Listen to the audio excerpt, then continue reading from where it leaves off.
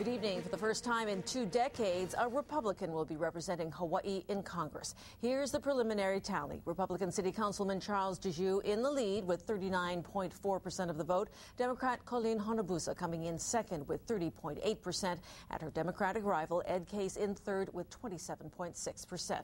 A better than expected 54% of registered voters returned ballots in the special election. Even though Djou did not get the majority of votes tonight, he and his supporters claim the people are sending a message. KITV4's Daryl Huff was at the Djou campaign. When the results came in, he begins our team coverage. Pamela, the congressman-elect and his supporters had a great time tonight, but admit the hard work and the tougher campaign has only begun. The results came on television while Governor Lingle was on stage. Djou, Djou, Djou. It was the biggest Republican victory here since her election. Let's thank the people of Hawaii for this round of confidence. Former Congresswoman Pat Saiki emphasized what Djou had overcome. The 2 United States senators, the President of the United States. But then came her whispered advice to Djou: be humble, humble, humble. We did it!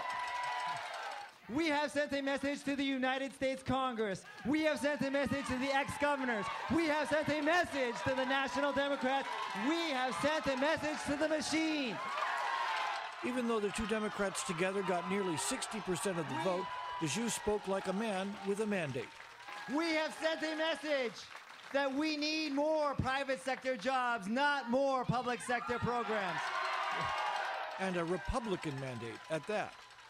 Tonight, my friends, a seat which has been held by one political party for 20 years is about to change hands.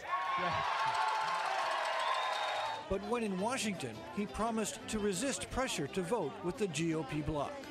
I'm going to tell them they're wrong. I am the representative of the people of Hawaii. Hawaii first, Hawaii last. And if I ever have to choose between the people of Hawaii and the national GOP, it's the people of Hawaii. Simple as that.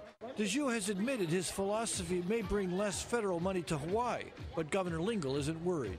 He did not campaign on what he could bring back to Hawaii. He campaigned on what he could do for America by keeping taxes down on Hawaii families and families all across the country.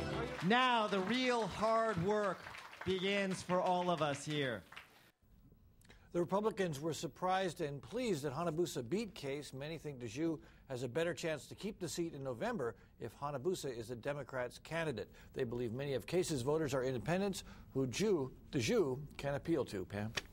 Darryl, tonight Ed Case said instead of going on a plane tomorrow to Washington, he was going to the beach. Does this mean Charles Djou is on a plane tomorrow? When does he actually start? His campaign chairman actually doesn't know exactly, but he says it could be just a few days because it's up to the Democratic majority. But with this big a win, they shouldn't have a problem accepting him.